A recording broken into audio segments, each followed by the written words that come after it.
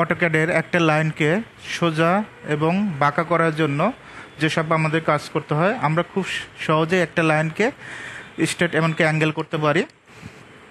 Delete করে দিচ্ছি। একটা লাইন নিলাম, জাস্ট ক্লিক করবেন। এখানে স্ট্রেট আছে, সোজা আছে। অনেক সময় এই লাইনটা সোজা থাকবে না, এরকম বাঁকা থাকবে, ঠিক আছে। কন্ট্রোল এল দিচ্ছি, এখানে বাঁকা থাকবে এরকম। এটা এই লাইনটা সোজা করার জন্য কিবোর্ড থেকে টাইপ করবেন কন্ট্রোল এল প্রেস করবেন। কন্ট্রোল এল প্রেস করলে এই লাইনটা সোজা হয়ে যাবে। এখন যদি আমরা 5 ফিটের লাইন নেই, 5 ফিট, ওকে। মেজারমেন্ট চেক দেওয়ার জন্য DLI লেখে এন্টার।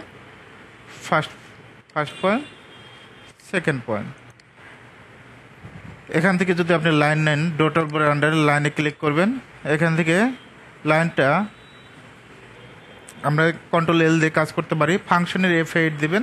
যদি আপনারা ফাংশনের F8 দেন, ফাংশনের F8 দিলেও কিন্তু এটা বাঁকা হবে। এমনকি ফাংশনের F8, M1, M2, F3, F4, F5, এখান থেকে F8 দিবেন। F8 দিলেও কিন্তু লাইনটা সোজা হবে। আমরা যদি 3 ফিটের লাইনটা নেই, ওকে। মেজারমেন্ট চেক দেওয়ার জন্য ফার্স্ট পয়েন্ট ক্লিক করবেন, first point click, second point click, 3 feet. এখন লাইন নিলাম, লাইন। এখানে দেখবেন যে অর্থ মোড নামে একটা অপশন আছে, এখানে অর্থ মোডে ক্লিক করবেন। ক্লিক করলে এটা বাঁকা হবে, আবার অর্থ মোডে অন করে দিবেন, সোজা হয়ে যাবে।